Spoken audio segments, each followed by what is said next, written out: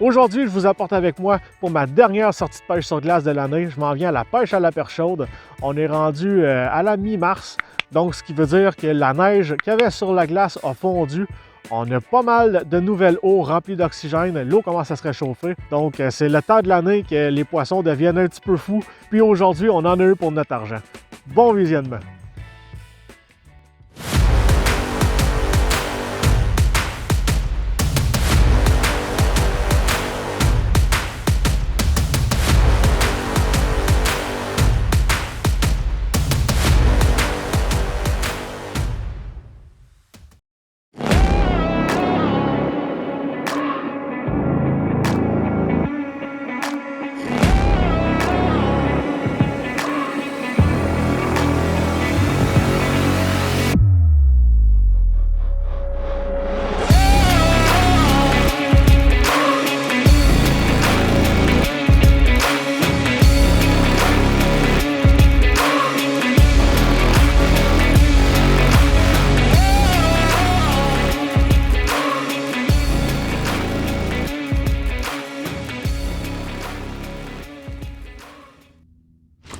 Premier poisson!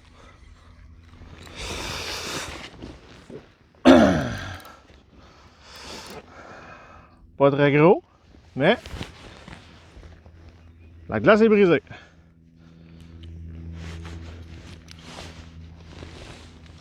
Et d'un.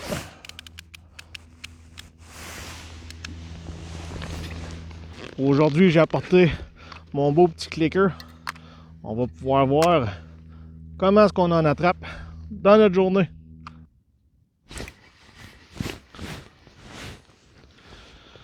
Ça semble tout être de la même grosseur, hein? Le fond du sonore il est bien plein. Là, je pêche dans à peu près 8 pieds d'eau, 8-9 pieds. Dans le fond ici, c'est qu'à côté, c'est tout de l'herbage, puis ça descend ici. Plus que ça descend, un petit peu moins que d'herbage. C'est vraiment là, il y a environ, je dirais, 5 pieds là-bas. Puis ici, ça se tient vers 9, 10, 12. Putain, un autre. Ils sont tous là. Mais, toute de la petite. On est quand même rendu à 4 en dedans de genre 2 minutes. Le flasher est bien plein. Fait qu'on va voir qu'est-ce qu'on peut faire ici. On va y aller pour la quantité pour le premier trou.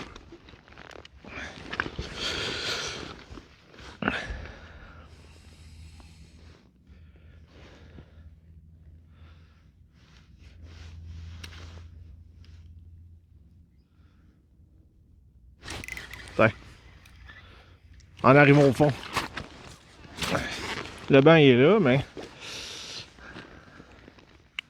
c'est de la petite. Bon. 5. Oh, faut farmer ça, très long. On l'a. 6. Toujours la perche chaude. À peu près 4-5 pouces. Ça paraît que ça l'a fondu beaucoup dernièrement, là. Écoute, elle a du jus. Ils se tortillent pas pire. D'habitude, ils sont un peu plus calmes que ça. Ils ont bien de l'eau fraîche, plein d'oxygène. Tiens. Voyons, de la misère avec ce reel-là. Tiens, même pas de chauffeur à moitié chemin. Oh, ça c'est une plus belle par exemple, comparé aux autres.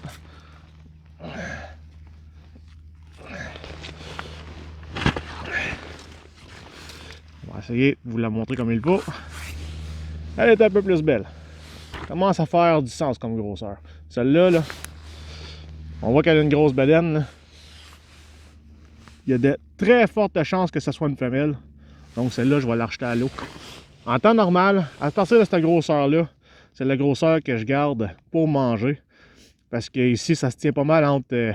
la plupart va être entre 6 à 8 pouces. On n'en pas une plus grosse que ça, mais la plupart, ça va se tenir la bonne moyenne, 6 à 8 pouces. Puis vu que ça semble très bien être une femelle, on va la remettre à l'eau.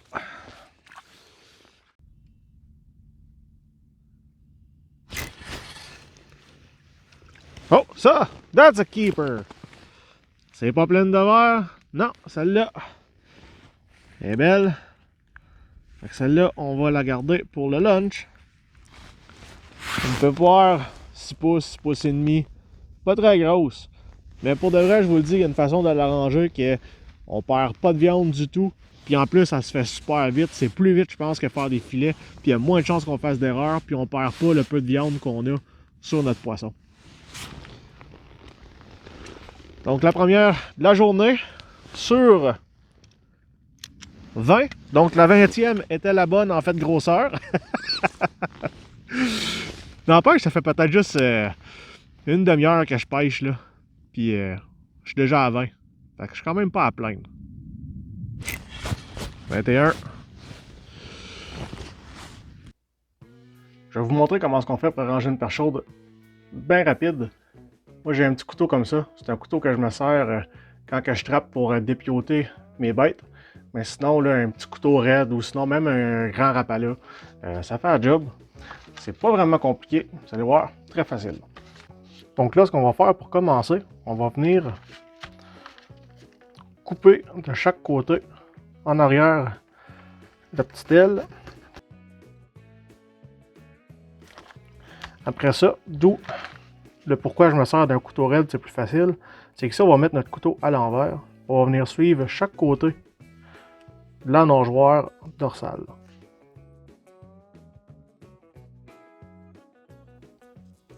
Puis un coup que ça c'est fait, là ici, là, ça c'est juste pour m'aider. Je vais juste venir décoller un petit peu la peau. Je vais passer mon couteau entre la viande puis la peau de chaque bord. Ça va me donner de la pogne parce qu'après ça, on va venir l'arracher. Fait que là, avec mes pouces, et vous, c'est pas compliqué. Comme ça, l'autre bord.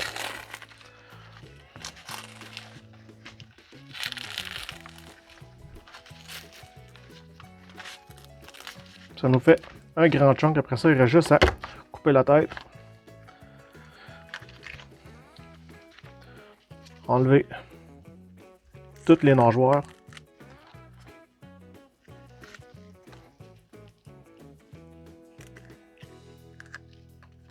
La queue.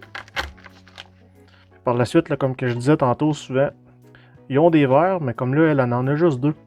Fait que je viens juste les piquer pour simplement les enlever. Un coup bien cuit, même si ça reste là, il n'y a pas de problème. Mais c'est moins appétissant quand on a des vers dans notre morceau de viande.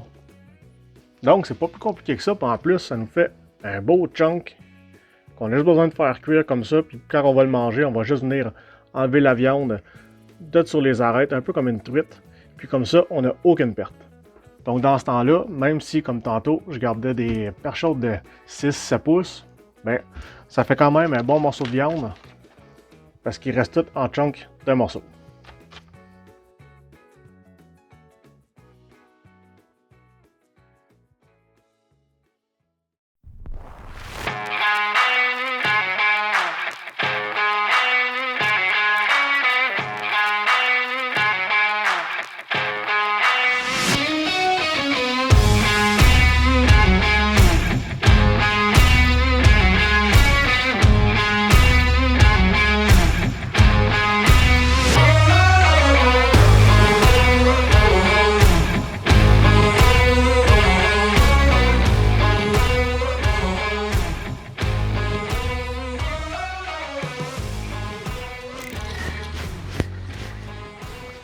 Un autre keeper, si on la perd pas. Bon.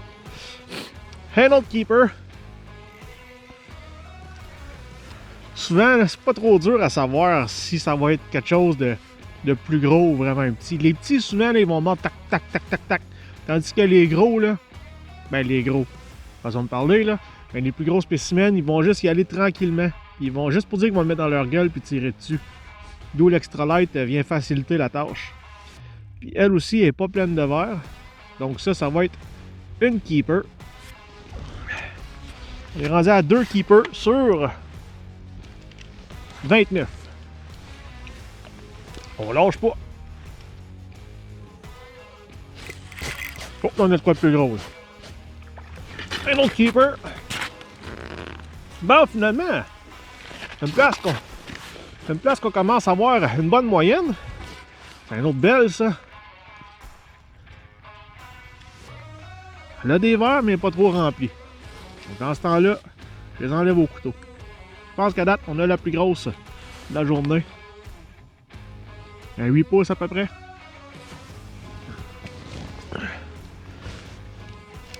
33. Ça ici, ça aurait pu être une keeper. Regardez. Tous les petits points jaunes que vous voyez là, c'est tous des verts. Sur la queue aussi, à l'extrémité, c'est plein de verts. Malheureusement, dans notre région, je sais pas pour la vôtre, mais nous, dans notre région, la plupart sont infestés de vers jaunes comme ça. Des fois aussi, c'est les petits parasites noirs, les petits points noirs. Donc, dans ce temps-là, on les remet à l'eau. Je vais vous montrer le flasher en action. C'est vraiment le fun de pêcher avec ça. C'est un peu comme un jeu vidéo. Là, voyez-vous, là, il y a des barres qui apparaissent un peu partout. Là. Ça, c'est des poissons qui apparaissent. Le fond est tellement plein que je vois même pas ma jig. Comme on peut voir, là, si je ramène, là, ma jig est ici. Les poissons la suivent. Ah, manqué.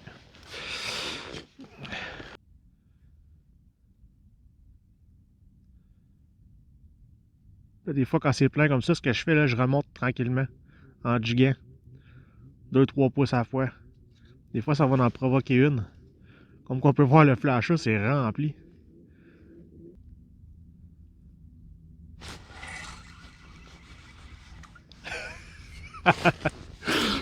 Écoutez, je sais que c'est du petit poisson, là. Mais c'est tellement le fun à pêcher, là. Il y en a plusieurs qui trouvent ça plate de pêcher à perche chaude. C'est sûr que l'été, oui, je vous l'accorde, c'est plate. Mais l'hiver, moi, c'est un des poissons que j'aime le plus pêcher, justement à cause de ça. C'est sûr que ce serait toutes des grosses, ce serait encore plus le fun. Mais juste le fait qu'on est capable, une bonne journée, là, quand on les trouve, qu'ils veulent mordre, on est capable d'en prendre là, une après l'autre. C'est vraiment le fun. Moi, je me dis, de la petite, une après l'autre, pour en pogner 50 dans la journée, ou pogner juste 2-3 plus gros poissons. J'aime autant mieux passer mon temps à attraper des petits poissons. L'hiver, je suis toujours juste là pour patienter, en attendant que la vraie saison de pêche l'été commence. Donc, c'est comme ça que le flasher fonctionne. Moi, j'aime ça au bout, pêcher de cette façon-là. À cette heure, c'est ça qui est plate un peu, là, parce que quand je pêche, j'ai toujours la face en avant d'un écran pareil. Mais on dirait que pêcher sans ça, je me sens un petit peu tout nu. J'aime bien ça, voir le poisson s'il va venir mordre ou pas. Puis souvent, là, on dit qu'il n'y a pas de poisson. Mais c'est juste que le poisson ne veut pas mordre, puis avec ça, on est capable de le voir. Fait que quand le poisson il est là et qu'il ne veut pas mordre, on fait juste, on essaye autre chose, on change de troll, des fois qu'on aurait de quoi de mieux. Ça nous permet un peu d'être capable d'observer le comportement du poisson. Normalement, quand je viens pêcher la perche chaude, j'installe mes fameux jaw jackers pour les pauvres. Si ça vous intéresse, comment le fabriquer, pas très compliqué, mais j'ai un beau vidéo sur la chaîne pour ça, qui explique comment je l'ai fait. Donc en temps normal, ça ne mord pas autant que ça. Là, on s'entend qu'en dedans de 1h30, j'ai attrapé 40 perches chaudes. Je commence à installer ça. Je finirai plus de courir d'une place à l'autre, puis au final, je vais plus courir que pêcher. Donc là, ce qu'on va faire, je vais vous montrer comment ça fonctionne, un petit peu l'efficacité. Donc là, ce qu'on va faire, on le descendra pas tout de suite. On va y laisser du lousse. On va le descendre à la main. Normalement, je l'aurais descendu en premier. Mais là, avec la quantité de poissons qu'on a sur le sonore, on va passer notre tour. Sur le bout, j'ai un petit leader, un petit snap. On y met ma canne.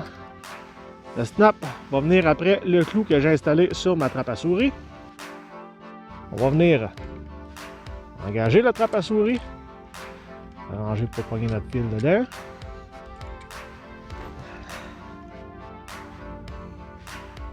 Un coup que ça c'est fait, on va venir descendre notre fil. Le but là, c'est que notre canne, on veut l'avoir quand même le plus près possible de la trappe à souris. Si c'est trop long, ça ne déclenchera pas. Ça va être plus difficile à faire déclencher. Donc là, on va y poser ça très de suite. On va attendre.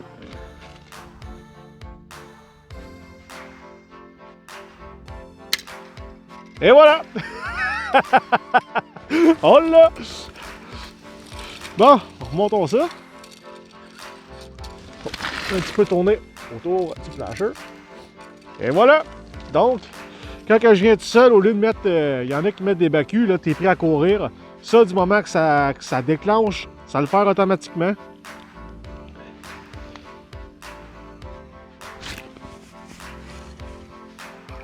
Oh! un beau crabe à soleil. On a un beau bluegill. Comme qu'on peut voir, il n'y a pas vraiment de picot dessus. Les couleurs sont plus plaines. Il n'y a pas de rouge non plus. Après le petit noir qu'on a là, après la nageoire, le petit point noir, il n'y a pas de rouge après. Donc ça ici, il y a un teint un peu plus verdâtre. Donc ça ici, c'est un bluegill. Ça vient plus gros qu'un crabe à soleil. Puis c'est tout aussi bon à manger. C'est un poisson qui est quand même sous-estimé. Parce que ça, un coup que c'est frit dans l'huile avec de la panure, là, pour vrai, là, c'est comme des chips.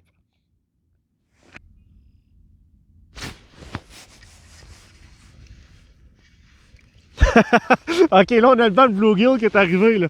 Un autre beau, ça va être ingardable. Sont-ils plus qu'un là-dedans? Ce sera pas pire. Et voilà. Oh, une autre belle perche chaude.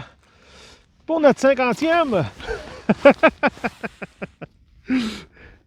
Pas rempli de verre non plus. Donc ça va être une keeper pour notre 50e. Ça fait 2 heures que je pêche. On est rendu à 50. Keeper. 50 de prix, pas 50 de garder. 1, 2, 3, 4, 5. Présentement, on a 6 perches chaudes de garder sur 50. On vient d'attraper 2 beaux bluegill. En français, c'est du crapet arlequin. C'est pour ça que j'aime autant pêcher la perche chaude l'hiver. C'est sûr qu'il faut un équipement adapté. Par exemple, si vous pêchez avec une canne medium light, medium, c'est sûr que vous n'aurez pas grand fun parce que ça va être un petit peu l'équivalent de pêcher avec un 2x4. Une ligne beaucoup trop grosse pour la grosseur du poisson qu'on pêche. Donc c'est pour ça que moi je vais pratiquement toujours pêcher avec ma canne extra light ou sinon ça va être une canne light. Mais la canne extra light va vraiment nous permettre à voir vraiment les petites touches là, vraiment subtiles que ce qu'on n'aura pas réussi à voir avec la canne light. Comme l'heure, ben, je pêche pas mal toujours avec juste des petits teardrops comme ça, là, des petits jigs en tungstène. C'est pas très gros, donc c'est plus facile pour eux autres de mettre ça dans leur bouche. Avec les petits asticots, c'est très efficace. La raison pourquoi je prends pas des gros leurres, c'est que souvent, il faut vraiment que le poisson soit vraiment actif pour qu'il décide d'aller mordre dessus. Tandis que avec un plus petit leurre, on a plus de chances d'en attraper. Puis comme que j'essayais au début de la journée, parce que je voyais que le poisson, comme là on peut voir, il est vraiment actif. Là, on est rendu à 50 en dedans de 2 heures de pêche. Mais il mordait dessus, mais il était plus réticent. Mais quand j'ai ressorti mes petits jigs, là, j'arrêtais pas d'en pogner. Donc, pour ceux que ça intéresserait, pour les asticots, c'est quand même assez dur à trouver. C'est moins salissant que des vers de terre, c'est ça l'avantage. Puis je trouve que ça marche aussi bien que des vers de terre, si c'est pas plus même. Mais c'est quand même assez difficile à trouver, ils n'en ont pas partout. Moi, je suis dans le coin de Gatineau, puis la place que j'en ai trouvé, c'est la boutique au Coureur des Bois, à Gatineau. Puis si je me trompe pas, là, t'en as à peu près 100 dans un pot, puis c'est comme 6$. Donc c'est vraiment pas cher. Puis comme vous pouvez voir, là, ça dure assez longtemps, là, les asticots. Un coup de pied, là, il reste là longtemps. Souvent, je vais le changer juste pour le rafraîchir.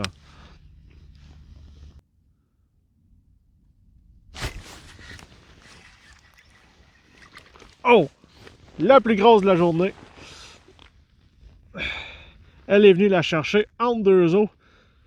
J'ai vu qu'il y avait une ligne, j'ai ramené pas mal plus haut, à peu près à 3 pieds de la glace. On a 8 pieds d'eau ici. Puis elle est venue le chercher, elle est partie du fond pour venir le chercher. Une autre belle perche chaude aujourd'hui.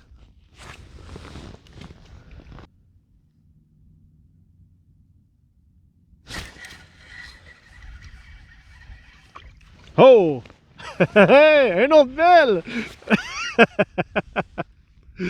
En plus, c'est pas pleine de verre. Tu parles d'une bonne affaire, toi.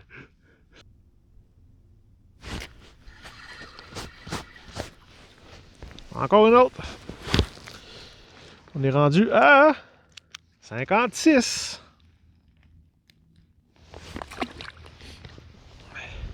Le pire, c'est que j'ai pêché à peu près dans 2 trous. Honnêtement, là, j'ai pêché 2 trous au début, dont un que ça mordait vraiment beaucoup. L'autre, ça mordait pas vraiment. Ça mordait pas tant que ça.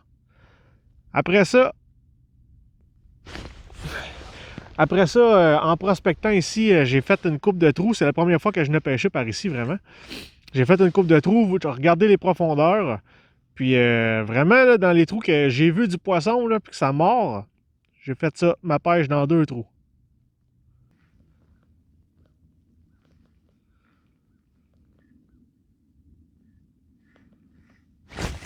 Oh, là, on a de quoi de pas pire, je pense. Oh! Ah, un achigan! C'est rare que j'en attrape l'hiver, les achigans. Belle petit achigan. On a trouvé un petit écarté au travers. Ici, malheureusement, ben, de toute façon, on est retourné à l'eau. Mais ici, l'achigan est fermé dans la zone. Donc, on va remettre ça à l'eau tout de suite. Bel achigan grande bouche. Ciao! Quand même pas pire. Juste de la façon que ça n'a pas mordu sur ma canne. Je ne l'ai pas senti, mais j'ai eu mon fil partir, par contre, dans mon trou qui s'est en allé. Fait que je savais tout de suite qu'on avait de quoi de quand même assez beau. Oh, ouais. En touchant le fond. Un autre perche chaude, un peu moins gros cette fois-ci. 71.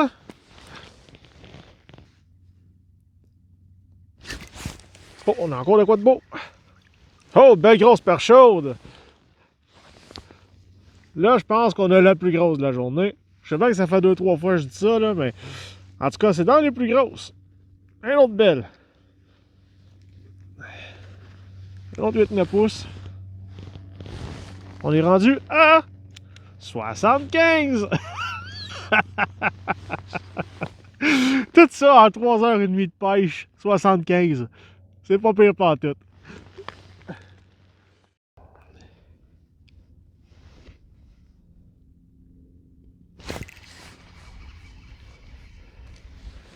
Et de 82. 82 pour 3h30, 4 heures de pêche. Très satisfait de ma journée. Ça faisait longtemps que j'avais pas fait une belle pêche comme ça. Pour vrai, je me souviens pas c'est quand la dernière fois que j'ai fait une aussi belle pêche. En fait, de grosseur, non, je l'accorde. C'est pas de la grosse perche chaude. Mais par exemple, en fait, quantité, ça fait vraiment longtemps que je n'ai pas pogné un aussi grand nombre, surtout en peu de temps, 3h30, 4h, 82 perches chaudes. C'est une moyenne de 20 perches chaudes à l'heure à peu près, de 20-25 à l'heure. Donc, c'est super bon. C'est pour ça que j'aime autant pêcher la perche chaude l'hiver. Des fois, on peut pogner des journées comme ça, que ça mord une après l'autre. Donc, on a de l'action toute la journée. J'aime ça au bout. Il s'agit juste d'avoir le bon équipement. Idéalement, canne extra light, comme que je disais. Une belle canne extra light. Surtout bas de ligne en fluorocarbone, ça peut faire une différence. Moi, j'ai un petit bas de ligne fluorocarbone 4 livres. C'est de la tressée que j'ai dedans. J'ai mis un beau petit swivel dessus pour faire la jonction des deux. Une petite jig. Après ça, ben, je viens mettre sur un petit verre de terre ou sinon un asticot dessus. Ça fonctionne super bien. Donc, c'est comme ça que ça se termine aujourd'hui. Si vous avez aimé, ça serait très apprécié que vous laissiez un like. Et aussi, s'il vous plaît, abonnez-vous à la chaîne. Question de m'encourager dans mon projet. Ça serait très apprécié. Donc, on se revoit pour une prochaine sortie.